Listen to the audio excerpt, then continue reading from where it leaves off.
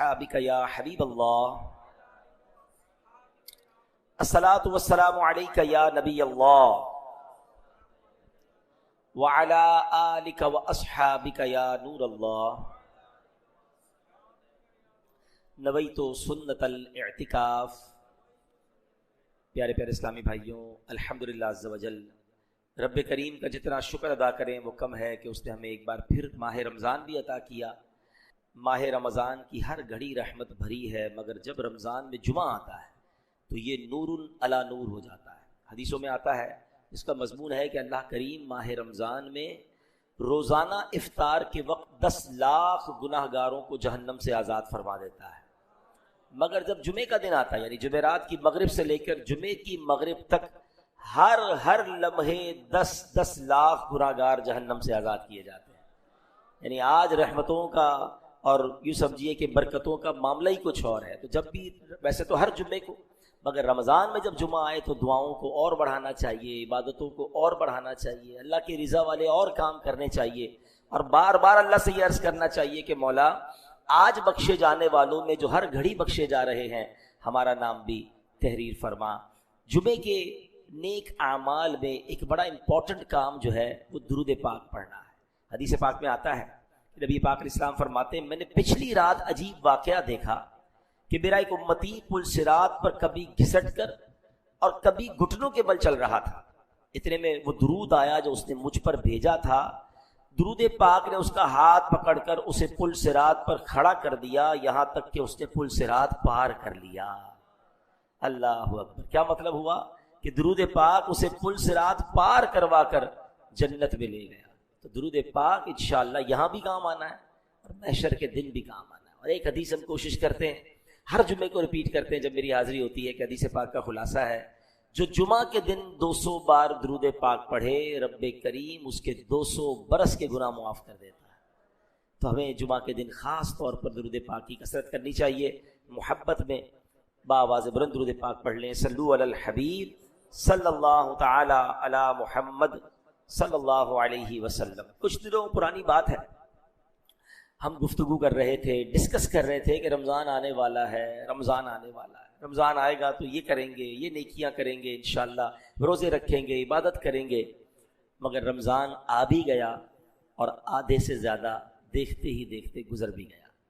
اتنی تیزی سے یہ وقت گزر رہا ہے۔ ہم اللہ سے دعا کرتے ہیں کہ جن خوش نصیبوں کے روزے قبول کیے، جن کی تراویح قبول کی، جن کے صدقے قبول کیے، اللہ ان مقبولین کے صدقے ہماری بھی عبادتیں قبول فرما لے۔ اور اب جو دن رہ گئے، رب کریم شوق کے ساتھ، ذوق کے ساتھ ہمیں عبادتیں کرنے کی توفیق عطا فرمائے۔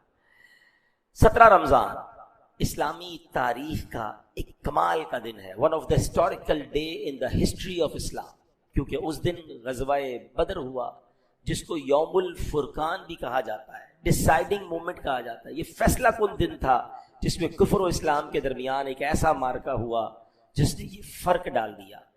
اور یوم عائشہ صدیقہ رضی اللہ تعالیٰ عنہ بھی اسی دن، یعنی غزوہ بدر جس دن ہوا تھا، اسی دن بی بی عائشہ صدیقہ رضی اللہ تعالیٰ عنہ کا وصال بھی ہوا۔ یقیناً وہ بعد میں ہوا، لیکن دن 17 رمضان ہی ہے۔ 19 رمضان کریم حضرت رقیہ رضی اللہ تعالیٰ عنہ کا یوم ہے کہ نبی پاک علیہ الصلوۃ والسلام کی شہزادی صاحبہ، ہوا یہ تھا کہ مسلمان غزوہ بدر کو گئے تھے، حضرت عثمان غنی رضی اللہ عنہ کو نبی پاک نے مدینہ پاک میں چھوڑا کہ حضرت رقیہ کی طبیعت خراب ہے، آپ ان کی عیادت کریں۔ اور 2 دن بعد، 17 رمضان کے 2 دن بعد 19 رمضان کو، اللہ اکبر، جب مسلمان بدر کی فتح کی خبر لے کر مدینہ پاک پہنچے تو سیم ڈے یہ خبر ملی کہ حضرت رقیہ رضی اللہ تعالیٰ کا وصال ہو گیا ہے اور ان کی تدفین ہو رہی ہے۔ اسی طرح 21 رمضان مبارک مولا علی، مولا کائنات، شیر خدا رضی اللہ تعالیٰ کا یوم ہے۔ آپ مسلمانوں کے چوتھے خلیفہ ہیں، پیارے آقا علیہ الصلوۃ والسلام کی چچا زاد ہیں، حسنین کریمین کے ابو جان ہیں، بہت ہی اونچی شان والے صحابی ہیں۔ الحمدللہ ایسا لگتا ہے بچے بچے کو یہ حدیث ان کی فضیلت میں یاد ہے کہ نبی پاک نے فرمایا، من کنت مولاہ فعلی مولا، یا جس کا میں مولا ہوں اس کے علی بھی مولا ہے۔ اللہ کریم ان تمام مبارک ہستیوں کا فیضان ہمیں عطا فرمائے۔ ان دنوں میں اصحاب بدر کے لیے، حضرت رقیہ کے لیے، حضرت عائشہ صدیقہ رضی اللہ تعالیٰ عنہ کے لیے، مولا علی شیر خدا کے لیے آپ نے خوب ایصال ثواب کرنا ہے، اور انشاءاللہ ان کی سیرت کو پڑھیں، ان کے واقعات کو پڑھیں، تاکہ ان کے فیوز و برکات سے ہم مالا مال ہوں۔ ہمارے گھر میں ہمارے بچوں کو نارملی پورے گھر والوں کی برتھ ڈے یاد ہوتی ہے، امی ابو کی اینیورسری ڈیٹ یاد ہوتی ہے، ہمیں پاکستان کا ڈے یاد ہوتا ہے، اور دنیا میں جو چیزیں یاد رکھنی ضروری نہیں ہے وہ بھی یاد ہوتی ہیں۔ میں نہیں بتا رہا کون کون سے ڈے لوگوں کو یاد ہیں اور ان ڈیز کے اندر کیا کیا خرافات ہوتی ہیں۔ ہمیں کم از کم جو اسلامی تاریخ کے بڑے واقعات ہیں اور اتنی بڑی بڑی ہستیاں ہیں، ان کی ڈیٹ آف برتھ، ان کی ڈیٹ آف جو وصال کا دن ہے وہ پتہ ہونا چاہیے، تاکہ ہمارے گھر میں کچھ 5 منٹ کا ہی ہم ذکر کر لیں کہ بیٹا آج مولا علی کا دن ہے، آج حضرت عائشہ کا ذکر ہوا، کبھی ذکر ہوا کہ آج بدر کا واقعہ ہوا۔ تو اس طرح یہ گھر میں ریممبرنس ہوتی رہے گی، کچھ نہ کچھ ذکر ہوتا رہے گا۔ کھانے پر بیٹھے تو ان کے لیے سب نے مل کر سورہ فاتحہ 3 بار، سورہ اخلاص پڑھ لی، اول آخر درود پڑھ لیا۔ تو یہ وہ چیزیں ہیں جو ریمائنڈر کال ہوتی ہیں، تو یہ ہمیں پتا ہوگا تو ہم گھر میں دوستوں میں ڈسکس کریں گے نا، تو اس کو بھی ہمیں پڑھتے رہنا چاہیے۔ اللہ کریم ان تمام مبارک ہستیوں کی برکتیں ہم سب کو نصیب فرمائے۔ سورہ کوثر، سورہ کوثر کا تعارف، مقام نزول۔ علامہ علی بن محمد خازن رحمۃ اللہ تعالی علیہ فرماتے ہیں سورہ کوثر جمہور مفسرین کے نزدیک مکیہ ہے اور بعض مفسرین کے نزدیک مدنیہ ہے۔ آیات، کلمات اور حروف کی تعداد، اس صورت میں 1 رکوع، 3 آیتیں، 10 کلمے اور 42 حروف ہیں۔ کوثر نام رکھنے کی وجہ، کوثر سے دنیا اور آخرت کی بے شمار خوبیاں مراد ہیں، اور جنت کی ایک نہر کا نام بھی کوثر ہے۔ اس سورت کی پہلی آیت میں یہ لفظ موجود ہے، اس مناسبت سے اسے سورہ کوثر کہتے ہیں۔ سورہ کوثر کے مضامین، اس سورت کا مرکزی مضمون یہ ہے کہ اس میں اللہ تعالیٰ نے اپنے حبیب صلی اللہ تعالی علیہ وآلہ وسلم کی مدحت بیان فرمائی ہے، اور اس میں یہ مضامین بیان ہوئے ہیں۔ نمبر 1، اس کی پہلی آیت میں اللہ تعالیٰ کے اس فضل و احسان کا بیان ہے جو اس نے اپنے حبیب صلی اللہ تعالی علیہ وسلم پر فرمایا۔ نمبر 2، دوسری آیت میں نبی کریم صلی اللہ تعالی علیہ وسلم سے فرمایا گیا کہ اللہ تعالیٰ کے فضل و احسان کے شکریے میں نماز پڑھتے رہیں اور قربانی کریں۔ نمبر 3، تیسری آیت میں فرمایا گیا کہ جو اللہ تعالیٰ کے حبیب صلی اللہ تعالی علیہ وآلہ وسلم کا دشمن ہے وہی ہر خیر سے محروم ہے۔ سورہ ماعون کے ساتھ مناسبت، سورہ کوثر کی اپنے سے ماقبل سورت ماعون کے ساتھ مناسبت یہ ہے کہ سورہ ماعون میں کافروں اور منافقوں کی جو صفات بیان کی گئیں ان کے مقابلے میں سید المرسلین صلی اللہ تعالی علیہ وآلہ وسلم کے اوصاف سورہ کوثر میں بیان کیے گئے۔ بسم اللہ الرحمن الرحیم۔ ترجمہ، اللہ کے نام سے شروع جو نہایت مہربان رحمت والا ہے۔ اِنَّا أعطيناك الكوثر فصل لربك وانحر إن شانئك هو الأبتر۔ ترجمہ، اے محبوب، بے شک ہم نے تمہیں بے شمار خوبیاں عطا فرمائیں تو تم اپنے رب کے لیے نماز پڑھو اور قربانی کرو، بے شک تمہارا دشمن ہی ہر بھلائی سے محروم ہے۔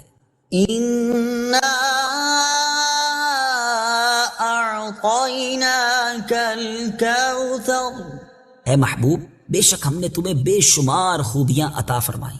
تفسیر صراط الجنان میں ہے، کوثر کی تفسیر میں مفسرین کے مختلف اقوال ہیں، ان سب اقوال کا خلاصہ یہ ہے کہ اے محبوب، بے شک ہم نے تمہیں بے شمار خوبیاں عطا فرمائیں اور کثیر فضائل عنایت کر کے تمہیں تمام مخلوق پر افضل کیا، آپ کو حسن ظاہر بھی دیا، حسن باطن بھی عطا کیا، نسب عالی بھی، نبوت بھی، کتاب بھی، حکمت بھی، علم بھی، شفاعت بھی، حوض کوثر بھی، مقام محمود بھی، امت کی کثرت بھی، دین کے دشمنوں پر غلبہ بھی، فتوحات کی کثرت بھی، اور بے شمار نعمتیں اور فضیلتیں عطا کی جن کی انتہا نہیں۔ آیت إِنَّا أَعْطَيْنَاكَ الْكَوْثَرَ سے حاصل ہونے والی معلومات، اس سے 5 باتیں معلوم ہوئی۔ نمبر 1، اللہ تعالیٰ نے اپنے حبیب صلی اللہ تعالی علیہ وآلہ وسلم کو کوثر عطا کر دی ہے، کیونکہ یہاں یہ نہیں فرمایا گیا کہ ہم آپ کو کوثر عطا کریں گے، بلکہ یہ فرمایا کہ بے شک ہم نے آپ کو کوثر عطا کر دی۔ نمبر 2، اللہ تعالیٰ کی اپنے حبیب صلی اللہ تعالی علیہ وآلہ وسلم پر یہ عطا ان کے نبی اور رسول ہونے کی وجہ سے نہیں، بلکہ آپ علیہ الصلوۃ والسلام کی ذات کی وجہ سے ہے، جو شان محبوبیت کی صورت ہے، کیونکہ یہاں یہ فرمایا أعطيناك، ہم نے آپ کو عطا فرمائی، یہ نہیں فرمایا کہ اعطینا الرسول یا اعطینا النبی، نمبر 3، تاجدار رسالت صلی اللہ تعالی علیہ وآلہ وسلم پر یہ عطا کسی عبادت اور ریاضت کی وجہ سے نہیں ہے، بلکہ ان پر یہ عطا اللہ تعالیٰ کے عظیم فضل اور احسان کی وجہ سے ہے، کیونکہ یہاں عطا کا ذکر پہلے ہوا اور عبادت کا ذکر بعد میں ہوا۔ نمبر 4، اللہ تعالیٰ نے آپ کو کوثر کا مالک بنا دیا ہے، تو آپ جسے چاہیں جو چاہیں عطا کر سکتے ہیں۔ نمبر 5، سید المرسلین صلی اللہ تعالی علیہ وآلہ وسلم کی مدحت خود رب تعالیٰ فرماتا ہے۔ اعلیٰ حضرت امام احمد رضا خان علیہ الرحمت الرحمان فرماتے ہیں، انا اعطیناک الکوثر، ساری کثرت پاتے یہ ہیں، ٹھنڈا ٹھنڈا میٹھا میٹھا پیتے ہم ہیں، پلاتے یہ ہیں۔ اور ایک اور جگہ فرماتے ہیں نا، اے رضا خود صاحب قرآن ہے مداح حضور، تجھ سے کب ممکن ہے پھر مدحت رسول اللہ کی۔ فصل لربك وانحر، تو تم اپنے رب کے لیے نماز پڑھو اور قربانی کرو۔ تفسیر صراط الجنان میں ہے، یعنی اے حبیب صلی اللہ تعالی علیہ وآلہ وسلم، اللہ تعالیٰ نے آپ کو دونوں جہاں کی بے شمار بھلائیاں عطا کی ہیں، اور آپ کو وہ خاص رتبہ عطا کیا ہے جو آپ کے علاوہ کسی اور کو عطا نہیں کیا۔ تو آپ اپنے اس رب عز و جل کے لیے نماز پڑھتے رہیں جس نے آپ صلی اللہ تعالی علیہ وآلہ وسلم کو کوثر عطا کر کے عزت و شرافت دی، تاکہ بتوں کے پجاری ذلیل ہوں اور بتوں کے نام پر ذبح کرنے والوں کی مخالفت کرتے ہوئے اپنے رب عز و جل کے لیے اور اس کے نام پر قربانی کرے۔ اس آیت کی تفسیر میں ایک قول یہ بھی ہے کہ نماز سے نماز عید مراد ہے۔ ان شانئک هو الابتر، بے شک تمہارا دشمن ہی ہر بھلائی سے محروم ہے۔ تفسیر صراط الجنان میں ہے۔ شان نزول، جب سید المرسلین صلی اللہ تعالی علیہ وآلہ وسلم کے فرزند حضرت قاسم کا وصال ہوا تو کفار نے آپ کو ابتر یعنی نسل ختم ہو جانے والا کہا، اور یہ کہا کہ اب ان کی نسل نہیں رہی، ان کے بعد اب ان کا ذکر بھی نہ رہے گا اور یہ سب چرچا ختم ہو جائے گا۔ اس پر یہ سورہ کریمہ نازل ہوئی اور اللہ تعالیٰ نے ان کفار کا بالغ رد فرمایا، اور اس آیت میں ارشاد فرمایا کہ اے حبیب صلی اللہ تعالی علیہ وآلہ وسلم، بے شک تمہارا دشمن ہی ہر بھلائی سے محروم ہے، نہ کہ آپ، کیونکہ آپ کا سلسلہ قیامت تک جاری رہے گا، آپ کی اولاد میں بھی کثرت ہوگی اور آپ کی پیروی کرنے والوں سے دنیا بھر جائے گی، آپ کا ذکر ممبروں پر بلند ہوگا، قیامت تک پیدا ہونے والے عالم اور واعظ اللہ تعالیٰ کے ذکر کے ساتھ آپ کا ذکر کرتے رہیں گے، اور آخرت میں آپ کے لیے وہ کچھ ہے جس کا کوئی وصف بیان ہی نہیں کر سکتا۔ تو جس کی یہ شان ہے وہ ابتر کہاں ہوا، بے نام و نشان اور ہر بھلائی سے محروم تو آپ کے دشمن ہیں۔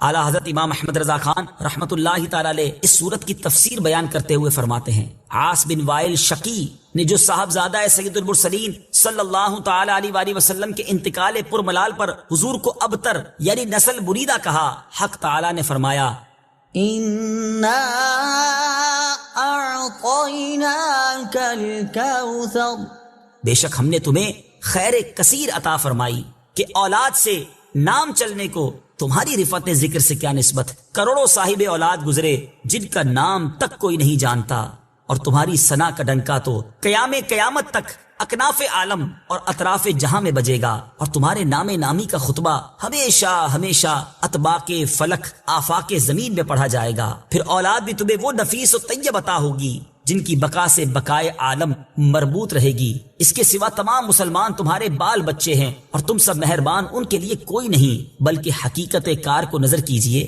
تو تمام عالم تمہاری اولاد مانوی ہے کہ تم نہ ہوتے تو کچھ بھی نہ ہوتا، اور تمہارے ہی نور سے سب کی آفرینش ہوئی۔ اسی لیے جب ابو البشر آدم تمہیں یاد کرتے تو یوں کہتے، یا ابنی صورتن و ابایا معنن، اے ظاہر میں میرے بیٹے اور حقیقت میں میرے باپ۔ پھر آخرت میں جو تمہیں ملنا ہے اس کا حال تو خدا ہی جانے، جب اس کی یہ عنایت بے غایت تم پر مبذول ہو تو تم ان اشقیاء کی زبان درازی پر کیوں ملول ہو، بلکہ فصل لربک وانحر، رب کے شکرانے میں اس کے لیے نماز پڑھو اور قربانی کرو۔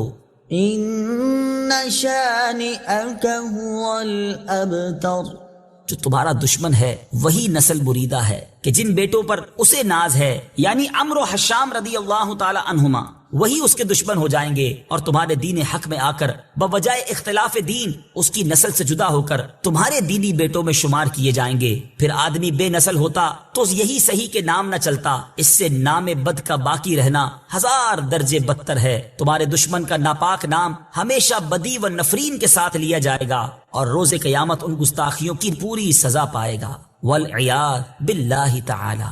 اس سے معلوم ہوا کہ حضور پرنور صلی اللہ تعالی علیہ وآلہ وسلم کا اللہ تعالیٰ کی بارگاہ میں مقام اتنا بلند ہے کہ ان کے گستاخ کو اس کی گستاخی کا جواب خود رب تعالیٰ دیتا ہے۔ آج بات کرتے ہیں غزوہ بدر پر، اور ہمارا جمعے کا بیان نارملی جب بھی ہم بیان کرتے ہیں تو کوشش کرتے ہیں کہ قرآن کریم کی کسی آیت، ایک یا دو آیتوں کو ڈسکس کرتے ہیں، اس کی تلاوت کرتے ہیں، اس کا ترجمہ اور اس سے ملنے والے میسج پر بات ہوتی ہے۔ تو آج بات ہوگی، پارہ نمبر 3 ہے، سورہ آل عمران ہے، اور آیت نمبر ہے 13۔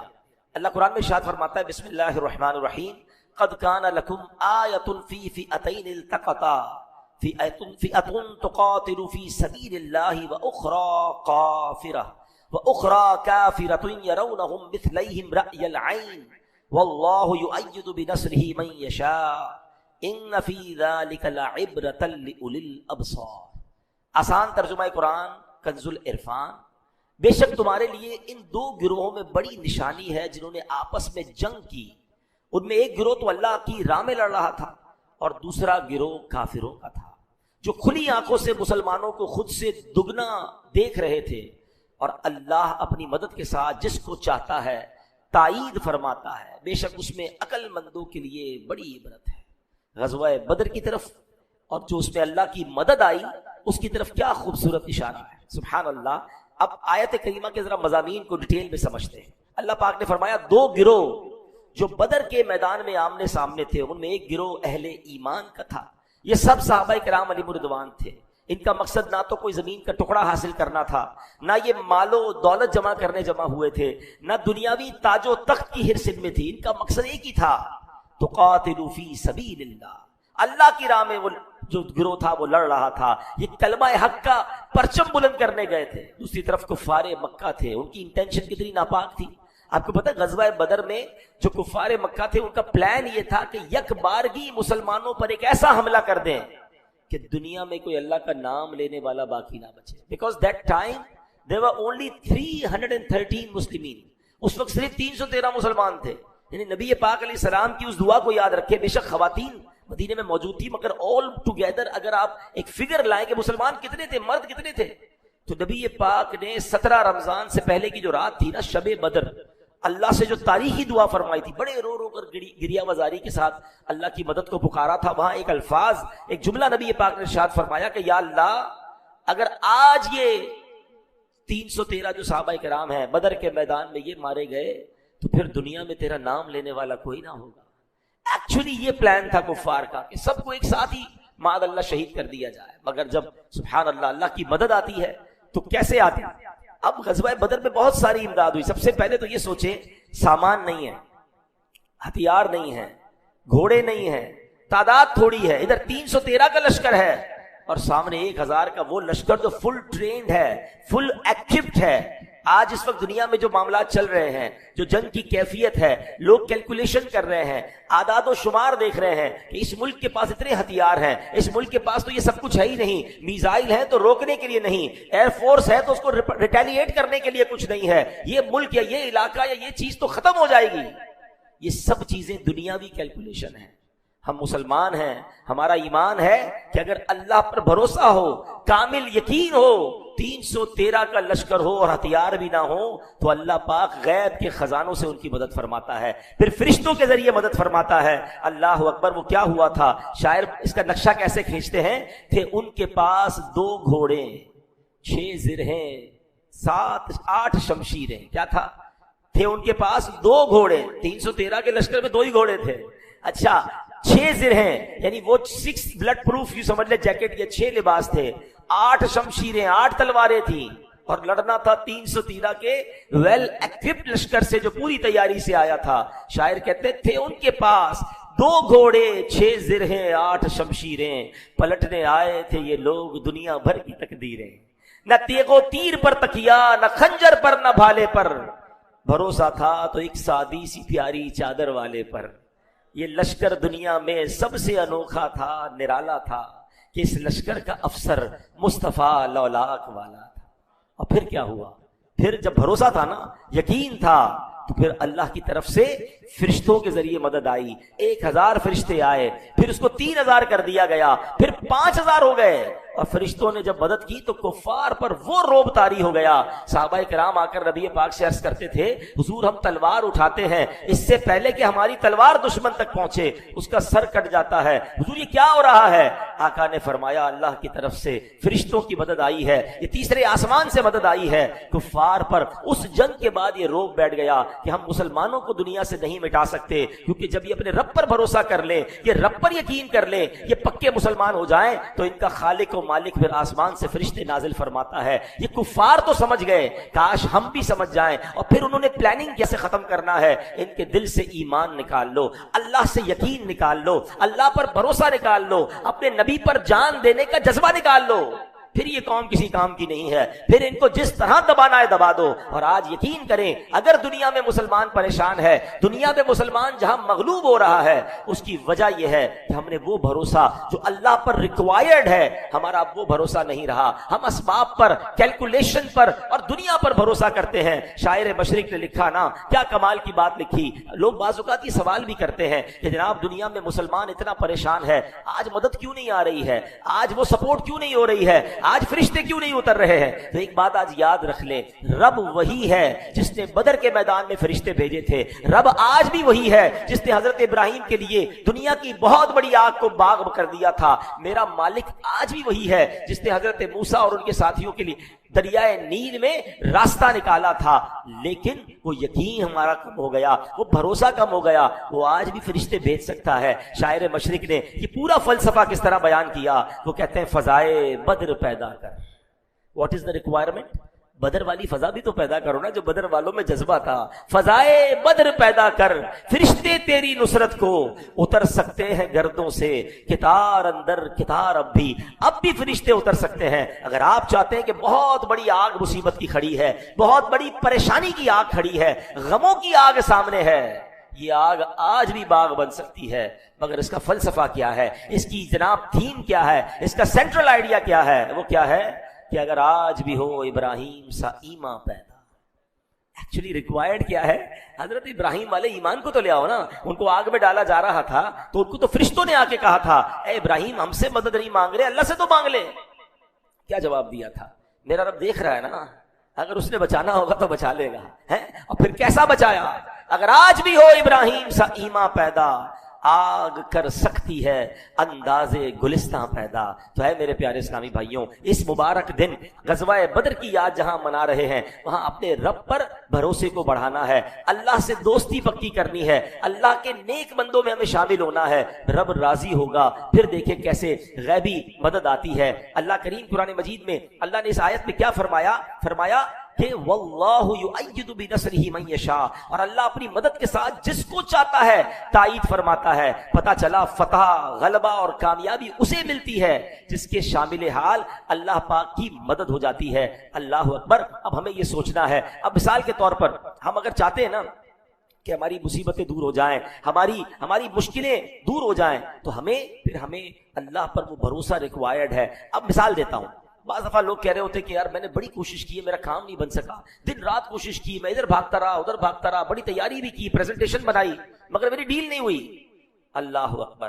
اب محنت اگر غلط سمجھ جا رہی ہو تو, اب مثال کے طور پہ ہمیں بھوک لگی ہے, ہم روٹی کھائیں تو کھانا بھوک مٹ جائے گی نا. اگر پتھر کھانا شروع کر دیں تو بھوک تو نہیں مٹے گی. بالکل اسی طرح کوئی مدینہ پاک جانا چاہتا ہے مگر افریقہ کی فلائٹ میں بیٹھ جائے تو وہاں تو نہیں پہنچے گا نا. بھائی آپ نے اسباب بھی تو پرفیکٹ اختیار کرنے کہ راستہ کیا ہے, وہ راستہ کون سا ہے جو کامیابی کا ہے. اب مثال کے طور پہ ہم سب چاہتے ہیں ہمارے معاشی حالت بہتر ہو جائے, ہمارے کاروبار میں برکت ہو جائے, لیکن محنت دن رات ہو رہی ہے مگر سودی کاروبار کے ساتھ ہو رہی ہے. محنت دن رات ہو رہی ہے مگر دھوکے کے ساتھ ہو رہی ہے, جھوٹ کے ساتھ ہو رہی ہے, لوگوں کو کسی طرح فراڈ کر کے پیسے کمانے ہیں.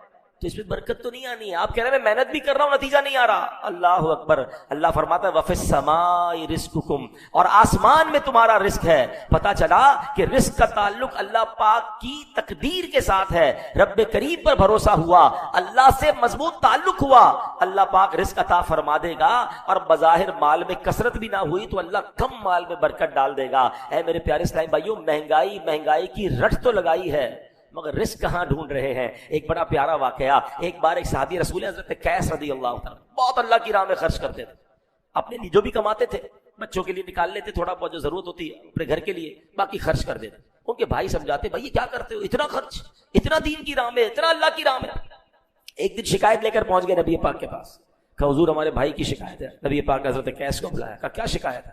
کہ حضور یہ بہت خرچ کرتے ہیں, جو مال کماتے ہیں تھوڑا بہت اپنے گھر والوں کے لیے رکھتے ہیں, باقی خرچ کر دیتے ہیں. پیارے آقا علیہ السلام نے ان سے پوچھا کیا کرتے ہو؟ تو وہ کہتا ہے حضور جو کچھ کماتا ہوں اپنا حصہ رکھ کر باقی راہ خدا میں بانٹ دیتا ہوں. پیارے آقا کو ان کا عمل اتنا پسند آیا, اس کے سینے پر ہاتھ مار کر 3 بار نبی پاک نے کیا فرمایا, انفق ينفق اللہ علیکا, خرچ کر اللہ اور عطا فرمائے گا. انفقوا ينفق اللہ علیکا, خرچ کر اللہ پاک اور عطا فرمائے گا. انفق ينفق اللہ علیکا, خرچ کر اللہ پاک اور عطا فرمائے گا. اللہ کی راہ میں خرچ کرنا ایکچولی یہ رزق تلاش کرنے کا طریقہ ہے, یہ اللہ اور عطا فرماتا ہے. ایک اور حدیث پاک ہے جس کا خلاصہ ہے, سبحان اللہ, کیا فرمایا نبی پاک علیہ السلام نے کہ گن گن کر خرچ نہ کرو, ہیں وہ رب کریم بھی تمہیں گن گن کر عطا فرمائے گا. ہم بعض اوقات کیا ہوتا ہے, نہیں بھائی اب زکات, اب تو یہ بھی پرابلم ہے کہ زکات بھی نہیں گن رہے, زکات کو تو گننا ہے, یعنی ایٹ لیسٹ حساب تو کریں نا کہ نکلتی کتنی ہے, اس کو بھی نہیں کیلکولیٹ کر رہے. پوری کیلکولیٹ کریں مگر اس کے بعد بھی دیں. اب مثال کے طور پہ مسجد میں کوئی اعلان ہوا, چلو یار سب سے چھوٹا نوٹ کون سا ہے, یار یہ دے دوں گا تو کم ہو جائیں گے. اللہ جب دینے میں نہیں روک رہا ہے, مجھے بتائیں نا کبھی ایسا ہوتا ہے, بعض لوگ یا کاروباری لوگ بیٹھے, ہم ایک دن میں بعض اوقات پورے 1 مہینے کے پیسے بنا لیتے ہیں, مگر اس کے بعد ہم اپنی دکان اپنا آفس تو بند نہیں کرتے نا کہ یار ہو گیا, نہیں وہ آنے دو. لیکن اللہ کی راہ میں دینے کی بات آئے, نہیں بھائی ہم نے رمضان میں دے دیا جو دینا تھا, اب اگلے سال آنا. مشورہ یہ ہے کہ اگر آپ اپنے رزق میں برکت چاہتے ہیں تو جس طرح اس نے دینے کا در کھولا ہوا ہے, آپ بھی اللہ کی راہ میں غریب لوگوں کی مدد میں یہ کام کرتے رہیں. زکات پوری نکل گئی اور بھی نکالیں, کیونکہ یہ وہ خرچ ہے جو بیسیکلی آپ کے لیے دوسرا رزق لے کر آنے والا ہے. تو اللہ کی مدد حاصل کرنے کے اور بھی طریقے ہیں. حدیث پاک میں بڑی, بلکہ قرآن پاک کی آیت ہے, کیا خوبصورت آیت ہے کہ اللہ کیا فرماتا ہے کہ جو اللہ کے دین کی مدد کرتا ہے, ان تنصروا اللہ ینصرکم, اگر تم اللہ کے دین کی مدد کرو گے اللہ تمہاری مدد کرے گا. مدد چاہیے, دین کی مدد کریں, دینداروں کی مدد کریں, مدرسے جو قرآن پڑھا رہے ہیں ان کی مدد کریں, وہ لوگ جو دین کی خدمت کر رہے ہیں ان کی مدد کریں, بلکہ خود پریکٹیکلی دین کا کام کرنا شروع کر دیں. اللہ فرماتا ہے تم دین کی مدد کرو, اللہ تمہاری مدد کرے گا. ایک اور فارمولہ آخر میں دے دیتا ہوں, جس کو اللہ کی مدد چاہیے, سبحان اللہ, اللہ کے حبیب علیہ السلام فرماتے ہیں واللہ فی عون العبد ما کان العبد فی عون اخیہ, فرمایا جب تک بندہ اپنے مسلمان بھائی کی مدد کرتا رہتا ہے اللہ پاک اس کی مدد فرماتا رہتا ہے. میں نے جب یہ حدیث پڑھی نا, میں نے سوچا یار یہ تو میں نبی پاک نے فارمولہ دے دیا. میری جو پرابلم ہے یا آپ جس پرابلم میں اس وقت ہیں, بیمار ہیں, قرضے میں ہیں, روزگار کا مسئلہ ہے, فیملی ایشو ہے, واٹ ایور, آپ چاہتے ہیں میری مشکل دور ہو جائے. ہماری مشکل ہمارے ہاتھ میں نہیں ہے دور کرنا کس نے, اللہ نے ہے. مگر یہ چابی دے دی ہے کہ اگر اپنی ڈیفیکلٹی دور کرنا چاہتے ہو نا, کسی مسلمان کی ڈیفیکلٹی دور کر دو. آپ کسی کی پریشانی دور کریں, اللہ آپ کی پریشانی دور کر دے گا. تو مثال کے طور پہ ہم میں سے جو جس پریشانی میں ہے نا, تھوڑی دیر کے لیے اس کو سائڈ پہ رکھیں, کیونکہ وہ تو میرے ہاتھ میں نہیں, میں ٹھیک نہیں کر سکتا, مگر میں کسی مسلمان کی پریشانی دور کرنے کی کوشش کروں. کوئی بیمار ہے اس کا علاج کرا دوں, کوئی غریب ہے اس کی مدد کر دوں, کسی کو نوکری چاہیے اس کے لیے کسی سے بات کر لوں, واٹ ایور. اچھا یہ بھی بعض اوقات ذہن میں خیال آتا ہے کہ یار یہ مصیبت دور کرنا, پریشانی دور کرنا تو کسی امیر آدمی کا کام ہے. ایسا نہیں ہے. ہم ہر پریشانی پیسے سے دور نہیں ہوتی. بعض اوقات دلاسا دے دینا, بعض اوقات سپورٹ کر دینا, بعض اوقات کسی جگہ چل کر ساتھ اس کا کام کروا دینا, بہت سارے طریقے ہیں کہ آپ کسی مسلمان کی پریشانی دور کر دیں. اپنی اپنی حیثیت کے مطابق کوشش کریں, آپ کسی کی پریشانی دور کریں, اللہ آپ کی پریشانی دور کر دے گا. رب کریم سے دعا ہے, جمعہ کا دن ہے, مبارک گھڑیاں ہیں, قبولیت کے لمحات ہیں. میرے مولا ان مبارک گھڑیوں میں ہم سب کی مغفرت فرما, ہم سب کی مشکلوں کو آسان فرما. اے اللہ بدر میں تو نے فرشتوں کے ذریعے مدد فرمائی, اے کریم آج مسلمان تیری مدد کے امید میں بیٹھے ہیں. پوری دنیا میں مسلمانوں پر ایک خوف طاری ہے, اے اللہ دشمن انہیں مٹانے کے در پہ ہے. اے بدر کے میدان میں مسلمانوں کی فرشتوں کے ذریعے مدد کرنے والے, آج پھر تیری مدد کی حاجت ہے. مسلمانوں کی غیب سے مدد فرما. الحمدللہ دعوت اسلامی کے ذریعے ہمیں ایسی پیاری باتیں سیکھنے کو ملتی ہیں. آپ آج ہم نے سنا بھی, جو اللہ کے دین کی مدد کرتا ہے اللہ اس کی مدد کرتا ہے. دعوت اسلامی دین کا پیغام پوری دنیا میں, اللہ رسول کی بات پوری دنیا میں پہنچا رہی ہے. ہزاروں مدارس اور جامعات کے ذریعے, لاکھوں طلباء کو فری پڑھانے کے ذریعے. الحمدللہ ہماری اس مسجد کی برکت سے جو اس علاقے والوں کو فیضان مل رہا ہے وہ آپ کے سامنے ہے. جمعہ کی نماز ہو, بڑی راتیں ہوں, تاک راتیں ہوں, یہ جو بھی ماشاءاللہ یہاں پر ایکٹیویٹیز ہیں آپ دیکھ رہے ہیں, یہ ایک مسجد بنانے کے بعد اتنا کچھ ہمیں مل رہا ہے. آپ کو جان کر خوشی ہوگی کہ دعوت اسلامی دنیا بھر میں 7,000 سے زیادہ مسجدیں بنا چکی ہے. تو آپ سوچیں کہ کتنا بڑا نیٹ ورک ہے. تو اتنے بڑے دین کے کام میں ہمیں ضرور ساتھ دینا چاہیے. تو اپنی زکوٰۃ میں، اپنی ڈونیشن میں، اپنے فطرے میں اپنی دعوت اسلامی کو ضرور یاد رکھیں. رب کریم